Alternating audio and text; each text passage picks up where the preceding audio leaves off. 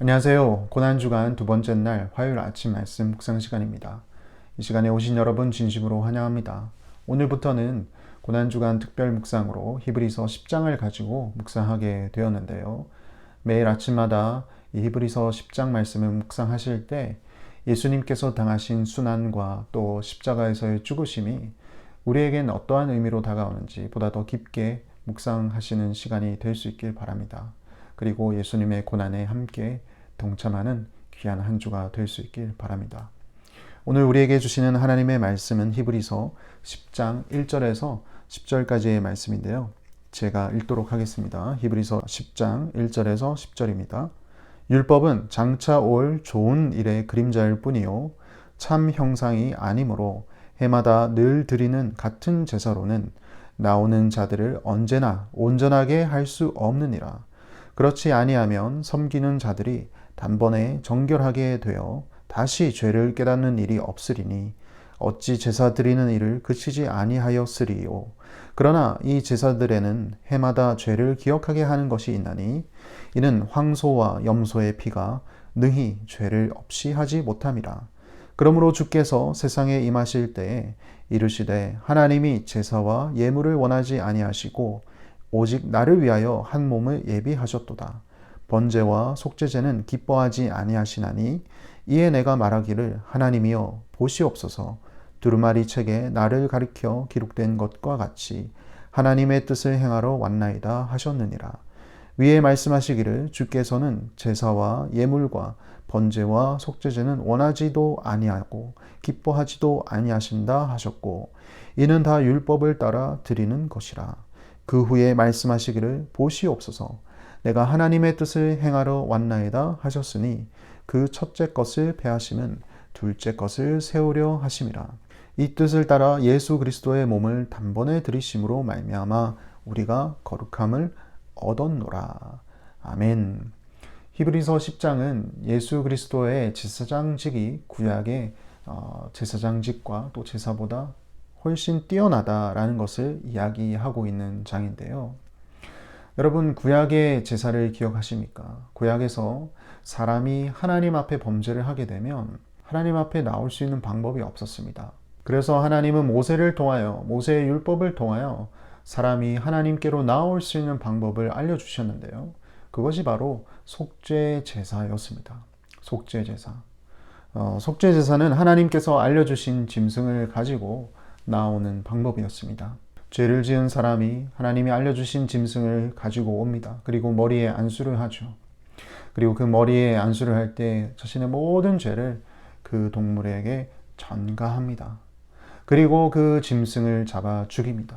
거기서 나온 피를 가지고 성소에 들어가 거기에 7번 뿌리고 또 향단의 뿔에 바르며 나머지 모든 피는 번제단에 다 쏟아붓습니다. 그리고 거기에 있는 모든 내장과 그리고 고기는 불에 다 태워버리죠. 그리고 1년에 한 번씩은 대제사장과 그리고 온 백성을 위한 속죄 제사를 드립니다. 대속죄일이라고도 이야기를 하는데요. 이때에는 대제사장이 자신과 또 자신의 가족을 위해서 먼저 하나님 앞에 속죄제를 드립니다. 이때 드려졌던 제물이 황소였고요. 그리고 염소를 잡아서 이제는 백성을 위해서 속죄제를 드렸습니다. 이 과정 속에서 대제사장은 하나님이 임재하시는 지성소에 여러 번 들락날락하게 됩니다. 그런데 만약에 대제사장이 자신의 죄를 온전히 회개하지 않았다면 하나님께서는 그 자리에서 대제사장을 쳐서 죽이셨습니다. 이처럼 하나님 앞에 범죄한 사람이 하나님 앞에 온전히 나아가기 위해서는 크나큰 희생이 따랐습니다.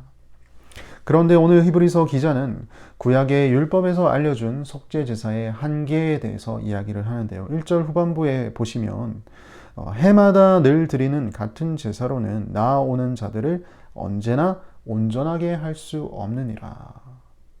하나님 앞에 짐승을 잡아 죽이고 거기에 피를 뿌리고 또 불살라 없애는 모든 과정을 거쳤음에도 불구하고 이것은 온전한 제사가 아니라고 이야기를 합니다. 2절 말씀해 보시면 그렇지 아니하면 섬기는 자들이 단번에 정결하게 되어 다시 죄를 깨닫는 일이 없으리니 어찌 제사 드리는 일을 그치지 아니하였으리요. 만약에 그랬다면 더 이상 제사를 드릴 필요가 없었겠죠. 한번 제사를 드리면 그걸로 끝. 하지만 이 제사는 해마다 죄를 기억하게 했다고 합니다. 그리고 오히려 사람들은 두렵고 그리고 떨리는 마음으로 불안한 마음을 가지고 늘 이 제사에 임했을 것입니다. 하지만 다른 방법이 없었죠. 하나님과 올바른 관계를 유지하기 위해서는 죄를 지은 사람은 반드시 이 과정을, 이 희생을 치르러야만 했습니다. 이것이 바로 구약의 속죄제의 한계입니다. 그래서 6절과 8절 말씀을 보시면 율법을 따라 드리는 모든 번제와 그리고 속죄제는 하나님께서 기뻐하시지 않으셨다라고 이야기를 하는 것이죠. 그런데 히브리서 기자는 여기서 끝나지 않고 여기에 좋은 소식을 알려주고 있습니다. 1절 앞부분을 다시 한번 보겠습니다. 1절 앞부분 보시면 율법은 장차 올 좋은 일의 그림자일 뿐이요 참 형상이 아니므로. 구약의 율법은 장차 올 것에 대한 그림자다라고 이야기를 합니다. 그리고 그 실체가 있다라고 얘기를 하는데요. 그 실체가 무엇인가요? 5절 말씀을 보시겠습니다. 그러므로 주께서 세상에 임하실 때 이르시되 하나님이 제사와 예물을 원하지 아니하시고 오직 나를 위하여 한 몸을 예비하셨도다. 한 몸을 예비해 주셨습니다. 이 한 몸이 바로 예수 그리스도이십니다. 예수 그리스도께서 드리는 제사는 어떠한 제사인가요? 7절 말씀을 보시겠습니다. 이에 내가 말하기를 하나님이여 보시옵소서 두루마리 책에 나를 가리켜 기록한 것과 같이 하나님의 뜻을 행하러 왔나이다 하셨느니라. 9절 말씀을 보시겠습니다. 그 후에 말씀하시기를 보시옵소서 내가 하나님의 뜻을 행하러 왔나이다 하셨으니 그 첫째 것을 패하심은 둘째 것을 세우려 하심이라. 장차 올 좋은 일, 구약의 율법의 실체가 되는 그것은 바로 그리스도께서 드리신 속죄 제사입니다. 그리스도께서 드린 속죄 제사는 완벽한 제사였습니다. 왜냐하면 예수님이 스스로가 온 인류를 대신하여서 대제사장으로서 이 땅에 오셨기 때문입니다. 뿐만 아니라 그 스스로가 온 인류의 죄를 대속하기 위한 대속 제물이 되어 주셨습니다. 유월절의 어린 양으로 스스로 희생 제물로 바치십니다. 그게 바로 십자가 사건입니다. 예수님께서 십자가에서 달려 죽으시는 그 순간에 성경은 기록합니다. 성소의 휘장이 위로부터 아래로 찢어졌다. 이제 더 이상 사람의 죄로 인하여서 속죄 제물을 바치는 일은 없을 것이라고 말씀하시는 하나님의 의지가 보이는 사건입니다. 예수님께서 대제사장으로서 드리신 속죄 제사, 그것으로 인하여서 온 인류는 더 이상 자신의 죄를 위하여 짐승을 잡아 죽일 필요가 없게 된 것이죠. 그리고 예수님께서 행하신 일은 하나님의 뜻을 이루신 것입니다. 첫 번째 것인 율법을 폐하시고 그리고 두 번째 것인 스스로가 하나님께 올려드리는 대속죄 제물로서 드리는 속죄 제사, 그것을 완성하신 것이죠. 그리고 그분을 믿는 자들은 어떻게 됩니까? 10절 말씀입니다. 이 뜻을 따라 예수 그리스도의 몸을 단번에 드리심으로 말미암아 우리가 거룩함을 얻었노라. 거룩함을 입을 수 있도록 우리 주님께서는 만들어 주셨습니다. 사랑하는 성도 여러분, 예수님께서 그 모진 고난과 또 아픔을 감내하시고 십자가에서 달려 죽으신 이유는 당신을 믿는 저와 여러분을 위해서입니다. 구약에서처럼 불안과 두려움으로 하나님께 나아가는 것이 아니라 그리스도의 속죄로 말미암아 우리에게 주신 거룩함과 의로움을 입고 하나님께 당당하게 나아갈 수 있도록 만들어 주셨습니다. 그래서 자유롭게 하나님과 만나고 또 하나님과 온전한 관계를 이룰 수 있도록 우리 주님께서 만들어 주셨습니다.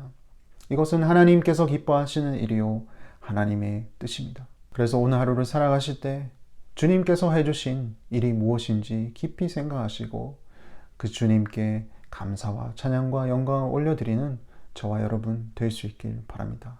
기도하겠습니다.